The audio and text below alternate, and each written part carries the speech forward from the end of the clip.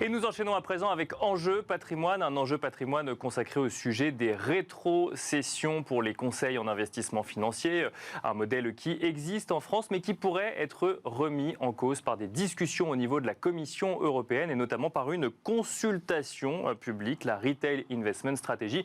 Nous en parlons tout de suite avec Benoît Lombard, président de Maison Laplace. Bonjour Benoît Lombard. Bonjour. Bienvenue sur le plateau de Smart Patrimoine. Alors, c'est un sujet qui anime la Commission européenne, ou plus particulièrement la commissaire européenne aux services financiers, Mairead McGuinness, qui a lancé en 2021 une consultation publique, Retail Investment Strategy, une consultation globale, mais qui contient notamment cette idée de suppression potentielle des rétrocessions pour les conseils en investissement financier, en prenant comme exemple, par exemple, le Royaume-Uni ou les Pays-Bas. Et c'est un sujet qui n'est pas nouveau, mais cela pourrait aller au bout. On n'a pas encore les dates définitives, mais il y a une possibilité qui ferait qu'au niveau européen, on pourrait supprimer les rétrocessions. Avant de revenir sur le sujet actuel, est-ce qu'on peut revenir sur la chronologie des faits et sur le fait que ce sujet soit revenu sur la table au niveau européen, Benoît Lombard? Un vrai sujet. Mais un sujet, c'est vrai, qui est une espèce de serpent de mer, puisque l'on sait que les directives MIF 2, qui encadrent la distribution de produits d'investissement financier, dès l'instant où ce sont des titres, qui s'est appliquée en France en 2018. Après, on a eu la DDA, la directive sur la distribution de produits d'investissement assurantiel, PIF, donc financier, PIA, produits d'investissement assurantiel, DDA. Et 2018 aussi l'application. Et à l'époque, je m'étais beaucoup investi pour essayer de lutter contre quelque chose qui me paraissait complètement farfelu et qui était un échec. Vous visiez l'Angleterre et les Pays-Bas, c'est un échec. Donc on aura l'occasion d'en reparler. La RDR. Ce qui n'est pas forcément le point de vue de Mairead McGuinness, mais on pourra en reparler effectivement. Le point de vue de Mairead McGuinness, il n'est pas encore complètement officiel. On en reparlera aussi. Et donc, là-dessus, il n'y avait pas eu d'interdiction de rétrocession. Pour peu, bien évidemment, que le modèle sur lequel nous reposons, et pour rentrer dans le détail, dès l'instant où on est conseiller d'investissement financier non indépendant, au sens de MIF 2, les rétrocessions sur les produits d'investissement financier ne sont pas interdits. Je ne parle que des produits d'investissement financier, puisque la DDA, elle, n'en parle pas du tout. Bien sûr. L'interdiction en tant que telle. Donc, dès l'instant où ça s'est appliqué en France, on pouvait se déclarer non indépendant au sens de MIF 2. Et puis, pour peu que, et ça, c'était notre fer de bataille, c'est toujours le fer de bataille de l'ensemble, on va dire, des associations qui représentent les intérêts des conseillers d'investissement financier, mais non seulement des CIF, mais aussi des épargnants, c'est que, dès l'instant, on est transparent, où il n'y a pas de conflit d'intérêts, où c'est encadré, où c'est disclosé, comme on dit, sans avoir ce néologisme anglo-saxon. Il n'y a pas d'interdiction. Le modèle, c'est on peut toucher des rétrocessions venant des distributeurs de produits, c'est transparent vis-à-vis de l'épargnant, et c'est comme ça que se rémunère le conseiller en investissement financier qui du coup ne facture pas à son client d'honoraires de l'autre côté. Bien sûr. Alors, règlement général de l'AMF, l'article 325.6 nous le dit, dès l'instant où le CIF, qu'il soit du reste indépendant ou non indépendant, doit avoir un caractère à l'égard de son épargnant, à l'égard de son client, clair, honnête, loyal. Et donc, on s'inscrit bien évidemment dans ce contexte-là. Donc, on est à la fois transparent, on dit ce que nous gagnons, on est à la fois, on disclose, on lui dit combien on gagne, on lui dit quel est notre mode de rémunération, on lui dit combien on gagne. On peut avoir un système hybride en France, commission versée sur des rétrocessions, mais aussi des honoraires. Et on est transparent vis-à-vis. Mais surtout, on lui délivre un conseil dans le temps. Et MIF 2 nous avait dit à l'époque que l'interdiction, qu'il n'y avait pas d'interdiction de commission, dès l'instant où elle visait à améliorer la qualité du service. La DDA, quant à elle, ne parlait pas d'interdiction, et elle dit les commissions sont autorisées dès l'instant où elles ne nuisent pas aux intérêts du preneur d'assurance. Alors, c'est deux notions différentes. Quand même. Ça, c'est 2018. Si on va en 2021, cette Retail Investment Strategy, cette consultation publique... On va peut-être s'arrêter en 2018, parce que ça fonctionne. Et je rappelle que l'Union européenne, c'est 27 États membres. Dans les États membres, maintenant 27. En 2018, on était 28. Ouais. Puis il y en a un qui fait exit. Le Brexit. Bien sûr. Les Britanniques, ils sont partis. Donc on n'est plus que 27. Notamment un État qui a interdit les rétrocessions. Le Royaume-Uni, où eux, ils avaient appliqué la RDR, leur application de régulation en 2013, pour faire face, il est vrai, localement, à des excès. Et là, on a complètement interdit les rétrocessions. Mais il s'en est suivi quoi ? Il s'en est suivi un appauvrissement de la qualité du conseil. Il s'en est suivi aussi un élément qu'on ne met pas assez en avant, c'est-à-dire l'accès au conseil par le biais d'honoraires à la clientèle la plus fortunée. Et donc, un rétrécissement, comme peau de chagrin, j'allais dire, du conseil destiné à des épargnants qui étaient qui se laissaient aller, j'allais dire, acheter des produits sans aucun conseil. Or, je rappelle qu'en France, il y a un point fondamental, c'est qu'il n'y a pas de vente de produits d'investissement financier ou assurantiel sans conseil. Cette position est une vieille position qui a été soutenue par la France, ce qui n'est pas le cas dans tous les États membres de l'Union européenne. Donc on disait qu'on était 28. Exit, Brexit. Donc il reste les Pays-Bas. Il reste les Pays-Bas. Les Pays-Bas, ils ont interdit aussi. Mais le seuil d'accès, lorsqu'on regarde ce qui s'est passé au Royaume-Uni, ou aux Pays-Bas, le seuil d'accès à du vrai conseil, et Dieu sait que c'est compliqué, on pourra en parler après, c'est à peu près 120 000 livres au Royaume-Uni. Au Royaume-Uni. Et c'est 500 000 euros. Aux Pays-Bas. D'accord. Ouais. En France, l'encours moyen pour un CIF, il y a un peu plus de 5 000 CIF, donc il est par client de l'ordre de 120 130 000 euros. Donc ce que vous dites, c'est que quand on supprime les rétrocessions, mécaniquement, ça devient un conseil pour les plus riches, c'est ça ? Mais qui va payer le conseil ?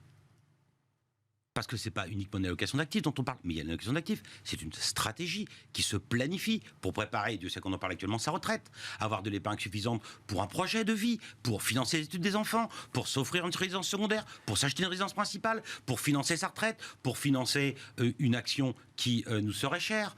Eh bien, ce conseil s'inscrit dans le temps. On définit l'orientation de gestion, on définit le scoring de risque, on vérifie l'adéquation du risque avec le produit à l'instant T, on adapte l'adéquation financière, on adapte l'adéquation financière avec l'environnement macroéconomique. Et Dieu sait qu'aujourd'hui, je rappelle, l'année dernière, 2022, 2 cracks. Crack obligataire, crack action. On voit un peu les incidences qui existent sur la remontée des taux. Qui conseille l'épargnant ? En France, pas, et je reparlerai de la position de la DGT après, pas de vente de produits d'investissement financier ou essentiel sans conseil. Donc le conseil, il faut le payer. Mairead McGuinness s'est exprimé récemment et estime que les coûts des produits financiers ont chuté au Royaume-Uni et aux Pays-Bas, puisque justement ce système de rétrocession fait que les coûts sont plus élevés quand on rémunère finalement le conseiller en investissement financier de cette façon-là, et que c'est porté indirectement sur l'épargnant. Je vous crois, mais ce n'est pas ce que dit une étude de KPMG, et j'ai repris les chiffres.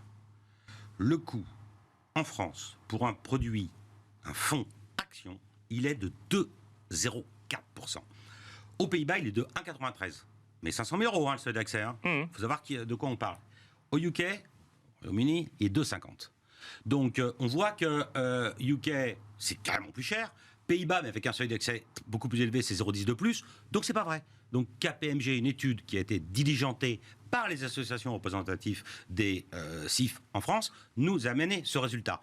Et on sait aussi que dans ce qui a présidé à l'idée qui a été développée le 24 janvier par Mairead McGuinness d'interdiction de rétrocession, une idée qui n'est pas encore officielle. Oui, bien sûr, on est effectivement dans les discussions, dans les effets d'annonce. Exactement. Cette idée-là repose sur une étude qui, elle, est partie sur un socle, une assiette, on va dire, de consultation qui s'est avérée erronée. Bon, donc la méthodologie, elle est à revoir en la matière. Donc j'invite Mairead McGuinness et la Commission européenne à vérifier ses sources. Donc ça ne coûte pas plus cher un système de rétrocession aujourd'hui, ça ne vient pas gréver le rendement. Je vais vous dire que ça coûte, moi. Et du reste, l'AMF, vous savez qu'on a des FRACIF, des fiches de renseignement approfondies des CIF, et puis on doit, chaque CIF, les 5000 CIF en France, les renseigne. Et puis, bien évidemment, l'AMF, à qui on donne ces fiches de renseignement approfondies, émettent un rapport qui est public tous les ans. La rétrocession sur des produits d'investissement financier, en moyenne, sont de 0,32. Alors 0,32 sur un encours moyen, admettons, par client, entre 120 et 150 000, ça coûte le prix d'un abonnement à la fibre par mois. Est-ce que pour le prix d'un abonnement à la fibre par mois, on est capable de se priver d'un conseil qualitatif? Les conseillers en investissement financier en France, ils sont multidiplômés, ils ont tous des bacs plus 5, des M2. Moi, de mon temps, c'était des 2 SS. Des M2. Ils sont agréés indirectement par l'intermédiaire des associations de CIF, à tel point que c'est un succès l'association de CIF qu'on a créé les associations de courtiers. Bon, donc justement, tout fonctionne bien, personne ne se plaint. Et juste un point, Emmanuel Moulin, le patron de la DGT. Bien sûr, oui. Il s'est prononcé. Et qu'est-ce qu'il a dit, Emmanuel Moulin? Merci à la DGT, mais c'est pas étonnant, puisqu'ils nous connaissent bien. Il a dit que je suis opposé, le 4 février 2023, je suis opposé à toute proposition visant l'interdiction de rétrocession. Bon. Voilà. Autre argument qui ressort de cette Retail Investment Strategy, c'est l'idée que sur un modèle de rétrocession, le conseiller d'investissement financier ne proposerait que les produits qui sont le plus rentables pour lui. Mais ça, c'est un argument que... La personne qui ferait cela serait la plus stupide et idiote qu'elle soit. Et je vous explique pourquoi. Si vous vendez le produit qui est le plus margé, est-ce pour autant le meilleur? Par hypothèse, non. C'est la question. Donc, ça va induire deux effets. Le premier effet, c'est qu'on va avoir un épargnant qui va être insatisfait parce que les performances ne sont pas bonnes. Deuxième effet, c'est que les rétrocessions qui résident sur une assiette, donc puisqu'on a un produit qui ne fonctionne pas, l'assiette sur laquelle sont basées les rétrocessions va descendre. Un épargnant insatisfait, une assiette sur laquelle sont basées les commissions futures, mauvaise. Qui y gagne? Donc ce que vous dites, c'est que ce serait se tirer une balle dans le pied finalement de fonctionner comme ça? C'est stupide. Et pour preuve que ce n'est pas ainsi que cela fonctionne au niveau global, je ne dis pas qu'il peut pas y avoir, comme dans tout métier, des brebis galeuses, mais elles devront être sanctionnées et durement. Donc, mais celles qui ne font pas ça, une grande majorité, je veux dire, tous ceux que je connais, moi, donc ceux qui connaissaient des gens qui ne respectaient pas les règles du jeu, croyez-moi que j'étais ancien président de la CNCGP, bien sûr, il y avait des sanctions, il y a une commission de sanctions, et puis l'AMF aussi a une commission de sanctions, donc ils doivent être sanctionnés durement, mais c'est epsilonesque, si je puis dire ainsi. Et c'est quoi la meilleure preuve? Là encore, les chiffres, on a 90% des épargnants extrêmement satisfaits, à tel point qu'ils sont capables, conseillés par des chiffres, qui sont capables de nous proposer à leurs amis nos services en nous recommandant, avec une durée moyenne de détention de conseil qui est supérieure à 16 ans, pour une profession qui est toute jeune. Franchement, qui est lésé? On avance, Benoît Lombard, sur donc effectivement consultation publique en 2021. Nous sommes en 2023. Est-ce que cette fin des rétrocessions évoquée dans ce texte, Retail Investment Strategy, peut voir le jour au niveau européen et uniformisé du coup pour tous les acteurs du marché? Le RES, il vise à améliorer la participation des investisseurs. Donc, et il est multilatéral, il est multitexte et il va s'insérer dans tout un tas de réglementations qui ont été pensées et construites à l'issue d'âpres négociations. Vous savez que la Commission est la seule entité au Parlement européen qui a la faculté de pouvoir proposer un texte. Il n'y a pas de, comme on dit en France, de proposition de loi. Il n'y a que des projets de loi qui viennent de la Commission européenne. Et puis, elle propose des textes, et là, s'instaure un trilogue entre la Commission, le Conseil, et puis les parlementaires européens. En l'occurrence, pour ce qui est des textes d'obédience financière, c'est la Commission Econ, donc du Parlement européen. Et puis là, on discute. Et là, on a discuté pour DDA. Là, on a un texte transversal qui doit être proposé assez rapidement, puisque, effectivement, si Marianne McGuinness s'est prononcée a priori en faveur de l'interdiction des rétrocessions, contre les rétrocessions, si on veut, donc, mais sa position officielle, définitive de la Commission, elle devrait arriver le 5 avril. Peut-être même ultérieurement, il y a quelques sujets. Il y a des discussions là-dessus, mais pour l'instant, c'est le 5 avril. Oui. Pour l'instant, on a encore le 5 avril comme date ultime. Puis après, on va rentrer dans le cadre du trilogue. On va discuter. À nous de travailler avec les parlementaires européens, à nous de convaincre les parlementaires européens, à nous de convaincre les parlementaires français, et je remercierai les membres de la commission Econ français, du Parlement européen, qui sont tous derrière nous, à l'instar de la DGT, mais à l'instar aussi, indépendamment de la Direction générale du Trésor, des bras armés que sont l'ACPR et l'AMF, donc qui ne voient pas où est la difficulté, puisque la nouvelle présidente de l'AMF a estimé que ce n'était pas non plus un sujet aujourd'hui. Donc, arrivons en discussion. Et puis arrivons en discussion jusqu'à quand? Qu'est-ce qui se passe en 2024? Marianne McGuinness exit. Elle devrait partir comme commissaire européen. Il y a un renouvellement des parlementaires européens. Donc, il y a un renouvellement de la Commission. Et il n'y aura pas de vote avant, vous pensez? On fera tout pour essayer, à supposer que cette position saugrenue soit retenue, donc on fera tout pour éviter qu'avant 2024, avant le renouvellement de la Commission, avant le renouvellement du Parlement européen, ce texte stupide s'applique.